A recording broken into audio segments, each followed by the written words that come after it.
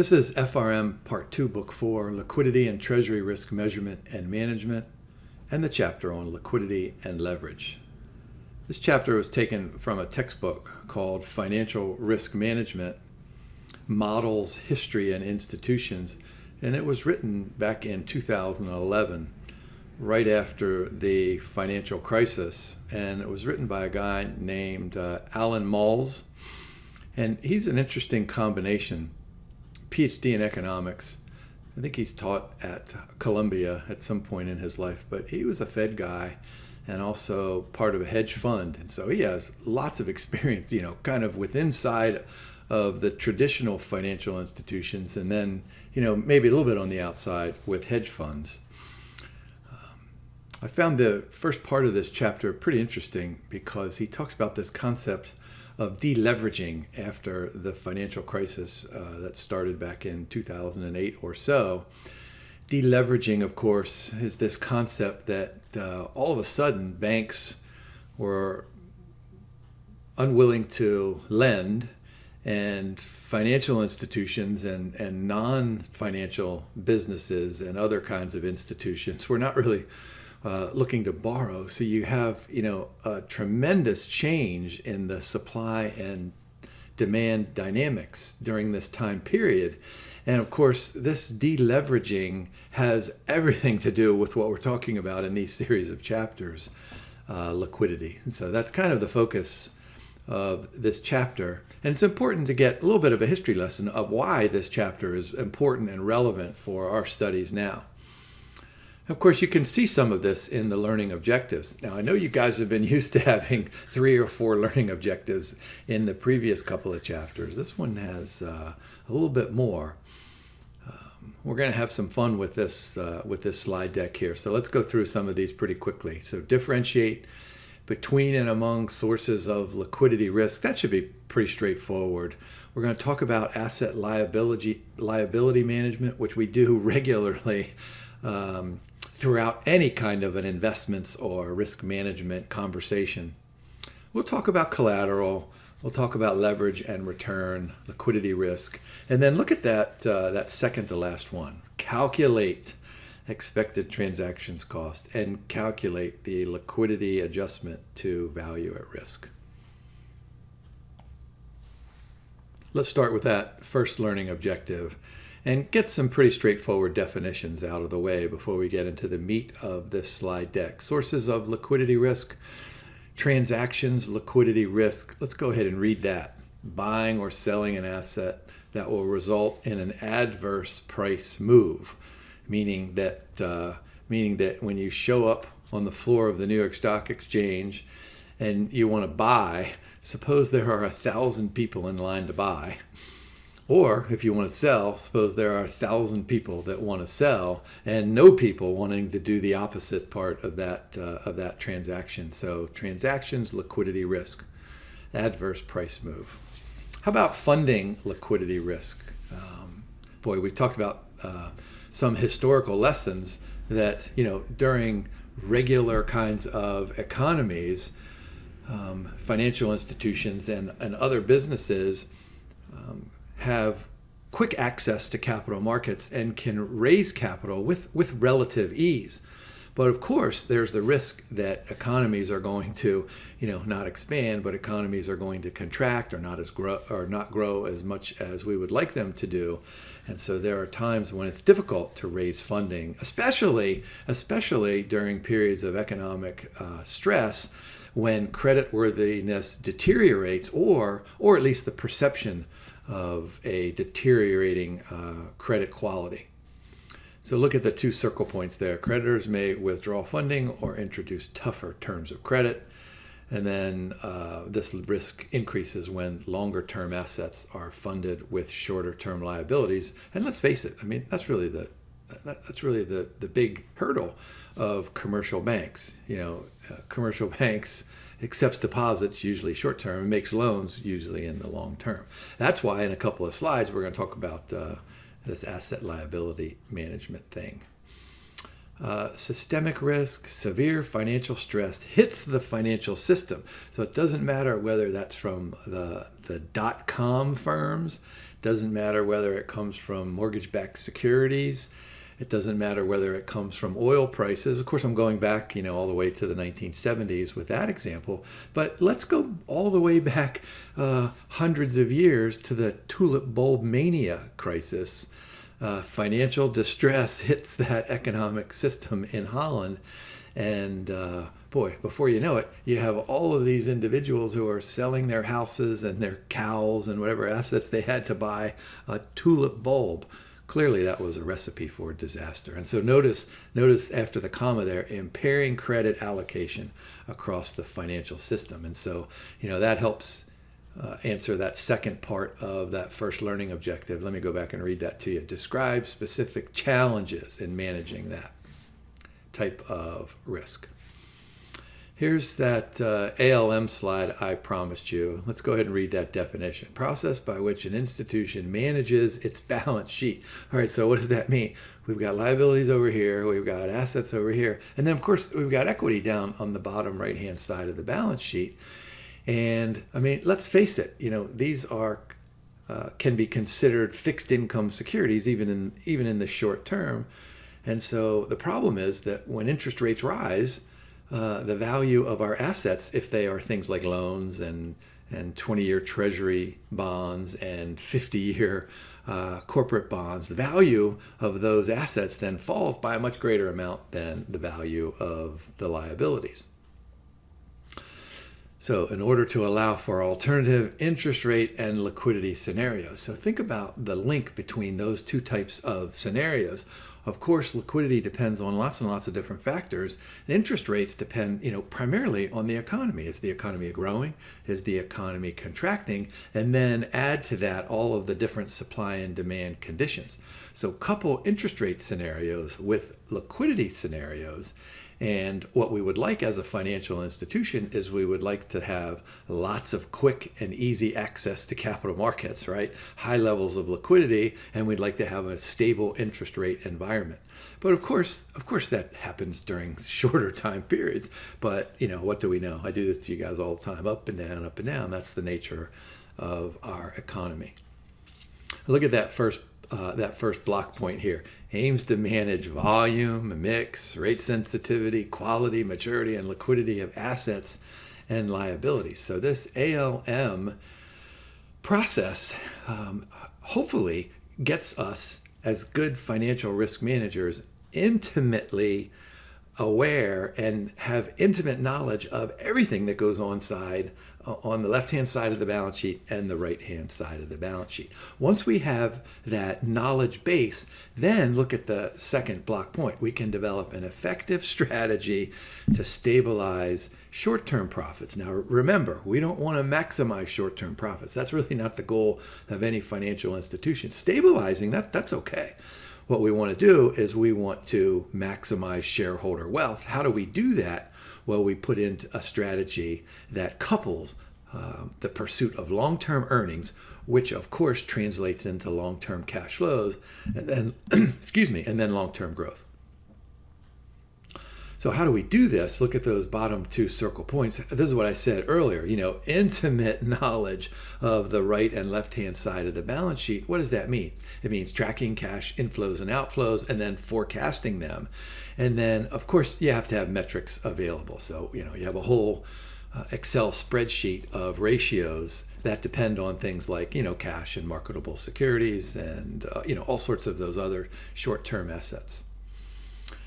And then look at the very final phrase in the bottom circle point, to meet the unusual demands by depositors. Remember, the depositors provide the financial institutions with their capital. It's their capital. They can get it back whenever they want. I can go down to the bank right now. You can go down to the bank right now. We can make a withdrawal of the full amount. And the bank is going to scratch its head when you take that money out. They're going to say, what are you doing with all that money? Let us have it. Just use your debit card. Now, most economies use this fractional reserve system to manage the assets and liabilities, but there are other ways to do it. And so notice we put both of those in red at the top. So the fractional reserve system, we take some deposits and then we put them over there for safekeeping or on reserve. But these alternative systems just simply say that, if you and I show up at our bank and we say, hey, we want to withdraw hundreds of thousands of dollars from our time deposits, the bank can immediately hit a button and say, okay, we're going to borrow that from somebody else over there. So raise capital to do all sorts of things. And so that liquidity demand relies on a market out there that's going to supply us capital to meet all sorts of our obligations, like making loans and making investments. Look at the little diagram that we've shown you at the bottom. So look in the purple. So those are customer deposits and raised capital. So think about that. You can almost think about that as kind of cash, right? We just have cash. We haven't done anything with it. Well, what can we do with it? Well, we can throw it over here to the right, loans and other assets, call that amount X. And then we can throw it down here in the bottom, put that in reserves. So this, this system allows us to, what's the goal of the business? Maximize shareholder wealth. So what we want to do is we want to lend it out to that, boy, what color is that thing? Is that aqua?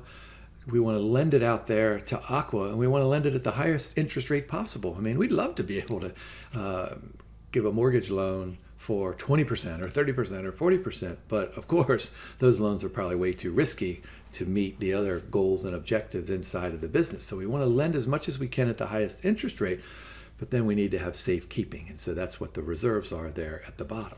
And so note at the bottom right at the blue, this is important here. This sounds like a great exam question. If the amount of capital that's put into reserves is too high, then the bank will not maximize shareholder wealth. Of course, what's the return on those reserves? How about let's say 0. Now, if the amount is too low, if the amount of capital that flows into the reserve account is too low, then the bank is exposed to possible runs and suspension of this concept of convertibility. Oh boy. So runs on banks, maybe you guys are like me. When I think of a run on a bank, I go back to my very first investments class when I was in college. And I remember seeing a black and white picture of people in I don't know, what year would this have been? 1931, 1934, around the block in New York City, and they're around the block and they're just waiting to withdraw their cash. Now, of course, runs on banks in modern day doesn't really mean we have to run down to the bank to withdraw our capital, but we have our debit card and we can do it in other kinds of ways. How about that learning objective on the importance of collateral? So let's start with two main purposes: ability to raise funds through borrowing and make it possible to establish short positions. Let me just remind you how important the availability of short positions can be and is in terms of increasing efficiency in capital markets. When you go to the floor of the New York Stock Exchange, you really have buyers and sellers of shares of stock, right? So it's the current owners of the shares of stock, the shareholders, who are selling to the prospective shareholders, right? So these two individuals just get together and they agree on a price.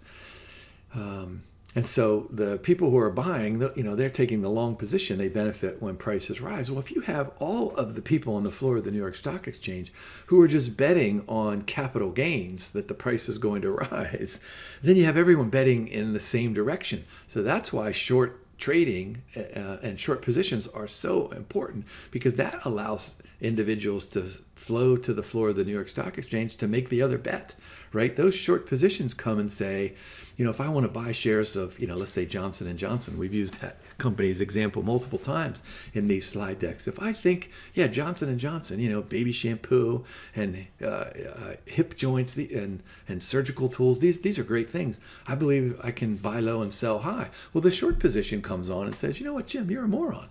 There's no way Johnson & Johnson's going to generate any profit. That price is going to fall.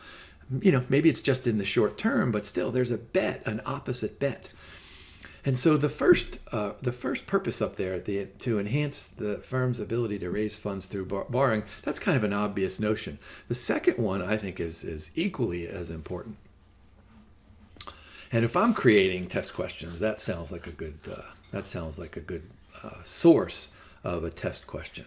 So let's go through these other block points here. These are pretty standard kinds of comments. Lenders are willing to grant the borrower more flexibility and more favorable terms. Of course, if you put up collateral, just think about the difference between going down to the Chevrolet dealer and buying a car and saying, oh yes, I'm going to buy this car, but I don't want you to have the title to the car.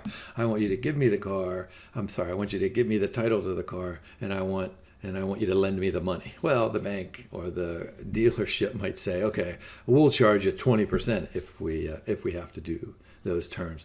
Of course, there are haircuts involved. There are top-ups involved. There are variation margins over that initial margin. Remember how I explained this to you in a previous video. That initial margin really is kind of like, when you watch lots of movies and people are playing poker, you have to kind of ante up. And that's really what an initial margin is.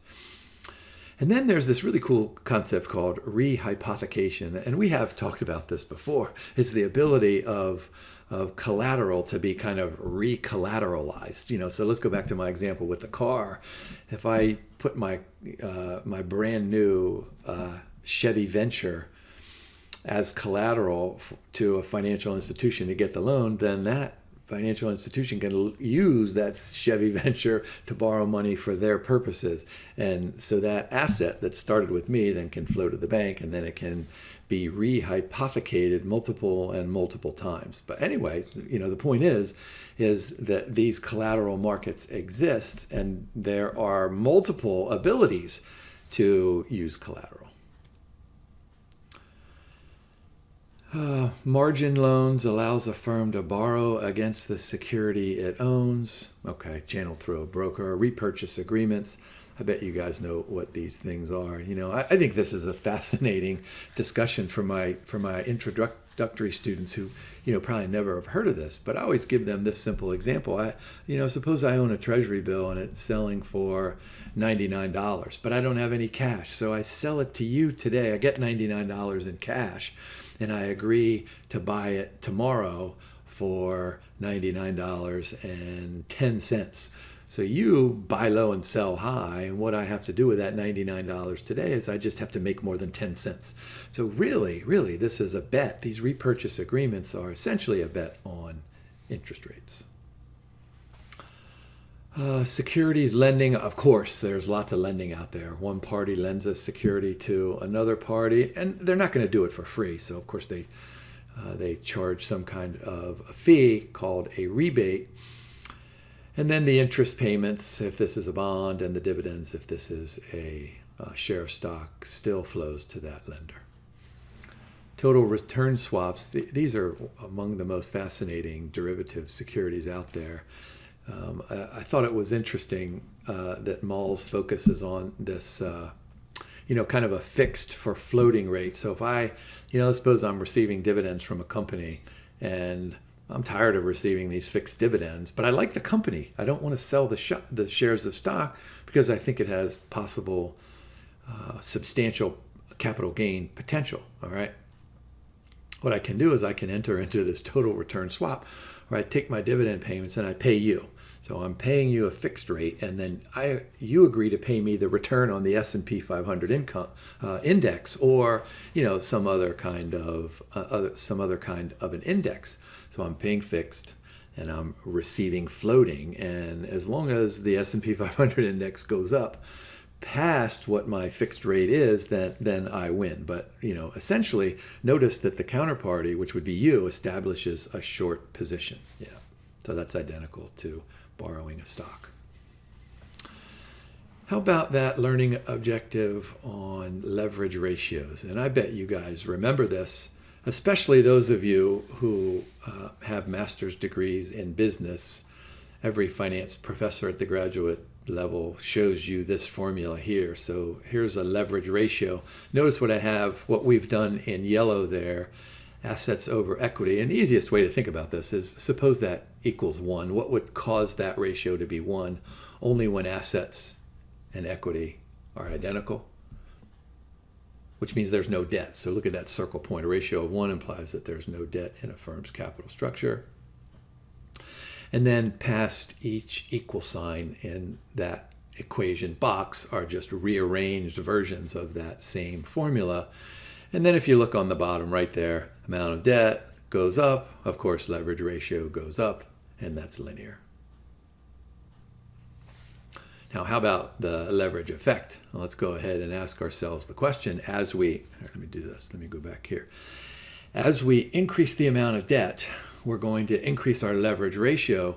What does that do to ratios on the balance sheet and income statement? So let's go back here. Leverage effect. Additional debt increases the return on equity as long as the total return on assets is higher than the cost of additional debt. Oh, this goes back to what I was just saying a few moments ago. Of course, what does a business want to do? A business wants to borrow money at, let's say, 5%. Maybe it's an issue a bond for 5% and invest in product lines. Maybe if it's a financial institution, like a mortgage loan or a car loan, or if it's a company like Procter and Gamble, new and better soap, or Johnson & Johnson baby shampoo. I mean, whatever that product line is, you want that return to exceed the cost of the additional debt. And there we have in that, would you call that a burnt orange box? And so look at the look at the relationship between and among the return on equity, the return on assets, and then the cost of debt, which is probably the yield to maturity on the debt. And notice that big L in there in the middle, that's the leverage ratio. And look down at the purple box below. You can go ahead and rearrange that formula to look like that. Let's go ahead and look at an example of the leverage effect.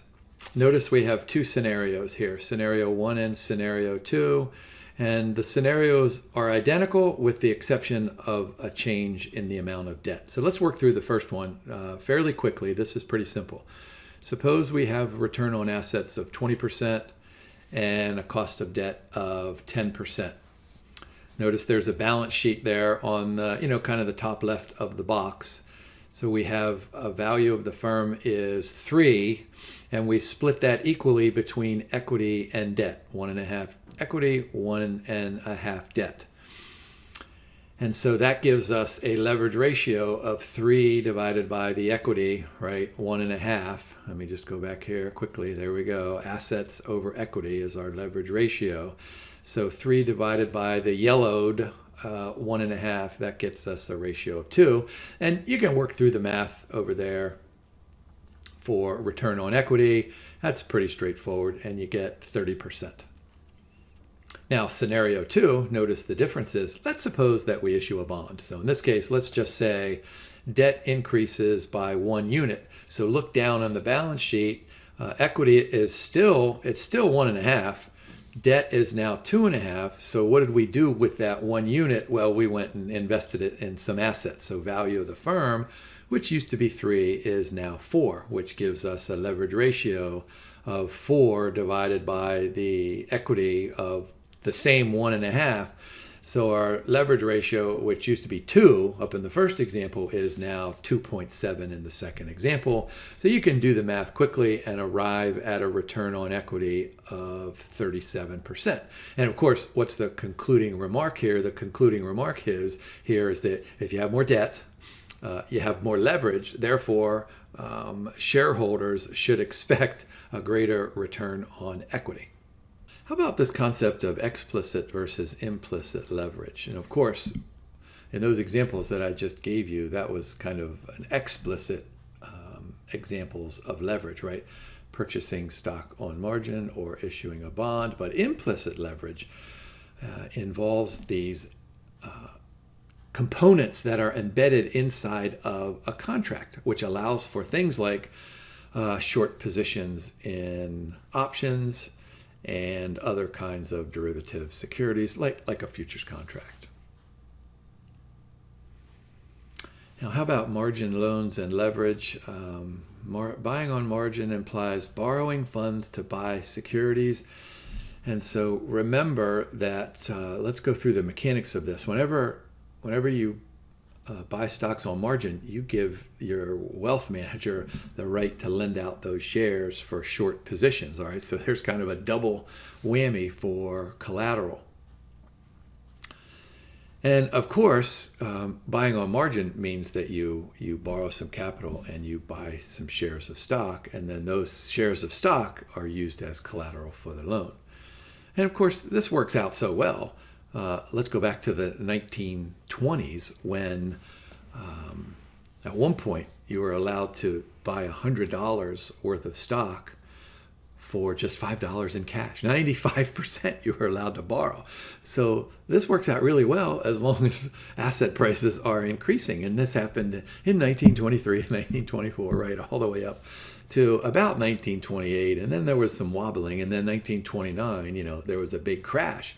So imagine how much higher prices were in 1929, right before the crash, than they would have been if those margins were down to, let's say 50%. What are they today? Can you get a 50% margin account? Probably, if you're a really good client. Look at the bottom block point. Buying on margin increases the leverage ratio.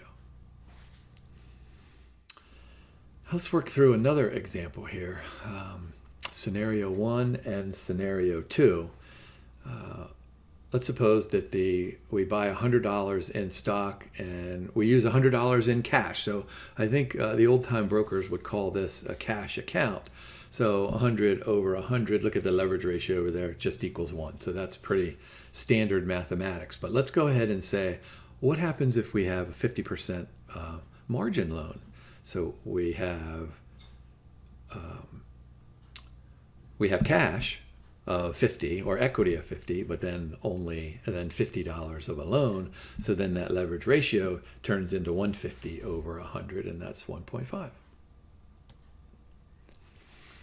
Some other leveraged positions, we went ahead and talked about short selling there. An investor borrows a stock from a margin account, sells it, of course, then waits for the share price to go down. Notice that short selling allows investors to buy low and sell high. They just do it in the reverse order. They do the selling first and then do the buying back later at a lower price. Of course, this increases leverage because, think about it.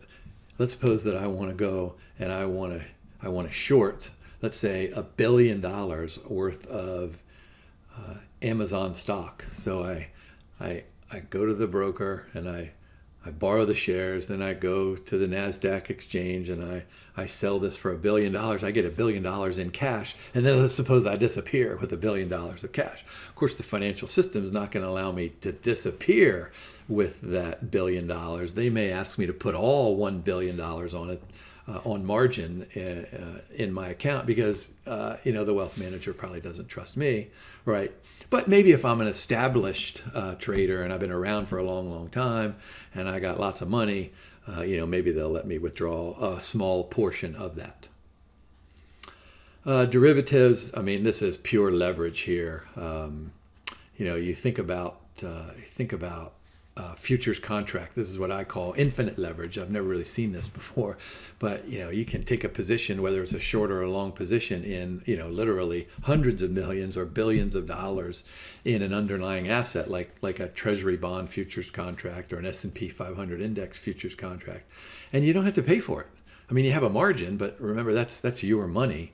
And so notice there at the bottom, in the case of futures, leverage is obtainable through margin. And then with options, you just have to pay a small premium. Let's go back to a simple example. We have a share stock that's trading at 100. and there's a call option or a put option written on that share of stock in which the exercise price is 100, how much are you going to pay for that option? What is that premium going to be?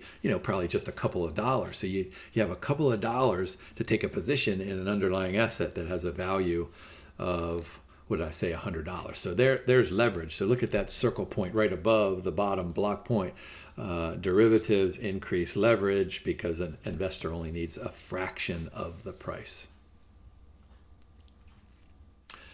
Now, how about this transaction's liquidity risk? Results in adverse price movement during a buy and sell transaction. So this risk can be low if we can have liquidation that is extremely quick. And when I say quickly, I mean, like that, instantaneously.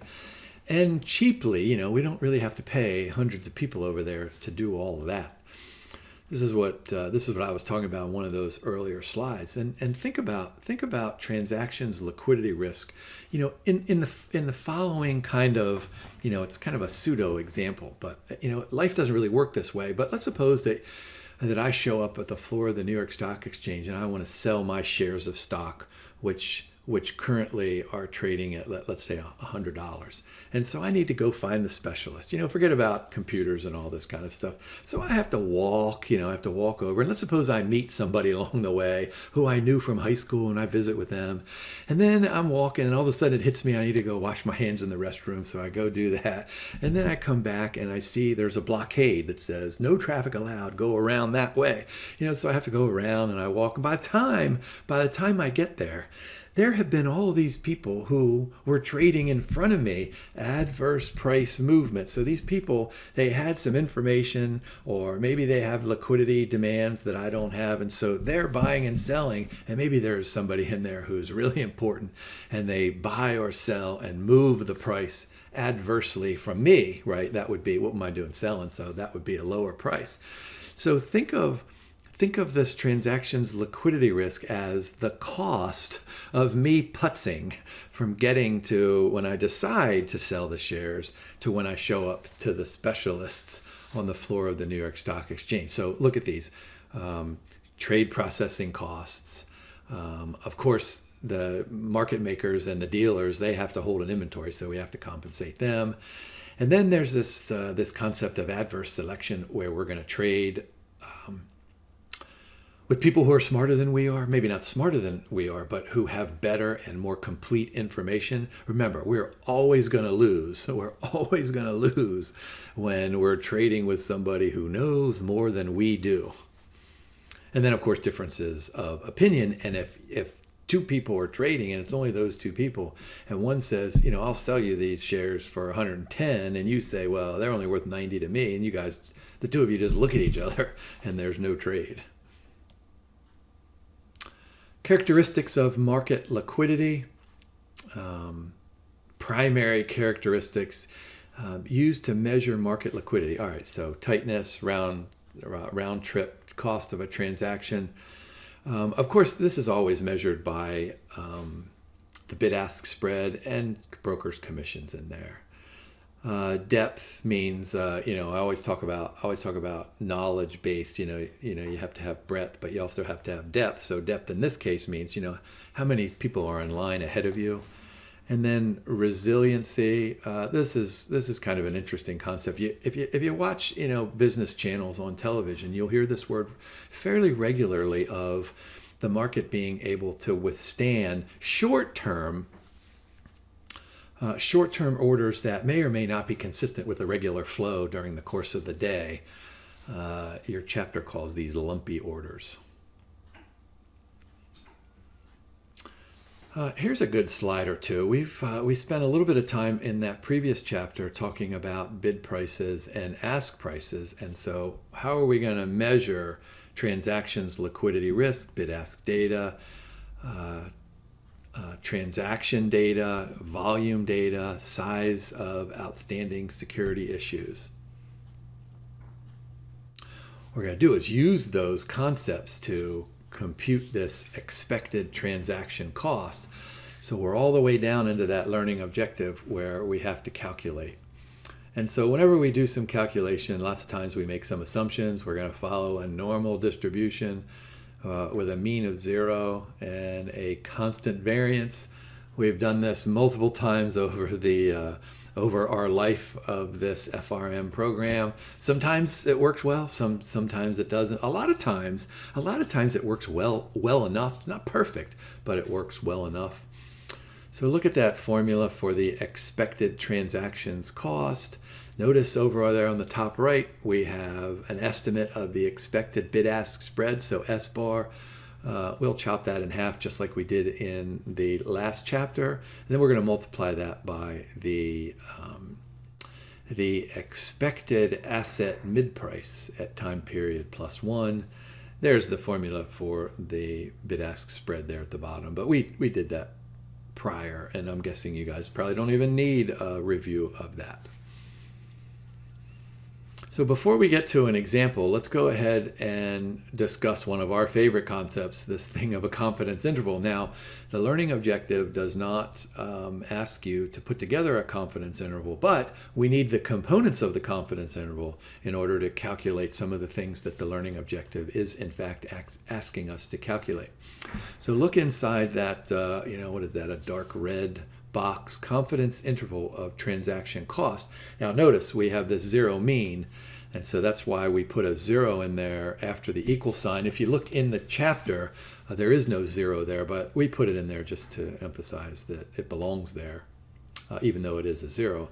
And then we're going to do some plus or minus, and that confidence interval looks exactly like stuff has looked in confidence intervals all the way back to our first stats class as undergraduate students. Notice the 2.33 in there. We're getting that out of the Z table for 99%. And there's some definitions there under the circle points, but I want you to look at the bottom checkpoint. Notice that we put this in red. The part of the confidence interval to the right of the multiplication sign, this is the 99%, because we have the 2.33, right? This is called the 99% spread risk factor. So let's go ahead and calculate those things here in an example. So we have an ask price of 150, bid of 149, standard deviation of, I'll just leave off the zeros and call that a 3. So calculate the expected transaction cost and the 99% risk factor for a transaction. So first thing we need to do is compute the mid price, so that's an easy one. Second thing we need to do is calculate the bid-ask spread, so that's another easy one. And let's go ahead then and put those inside of those two formulas that we just had on the previous slides. And so you work through all this, you get a transactions cost of 0.55 and a 99% spread risk factor of 0.003. And so note that the 99% spread risk factor is everything above except the 149.50.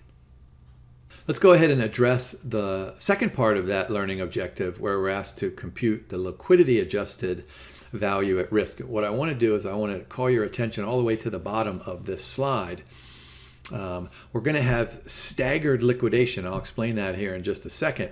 But look at that formula for staggered liquidation. We start with value at risk, which we've calculated a million times before. And then we multiply it by the square root of a ratio. And notice those ratios include the input variable of a uppercase T.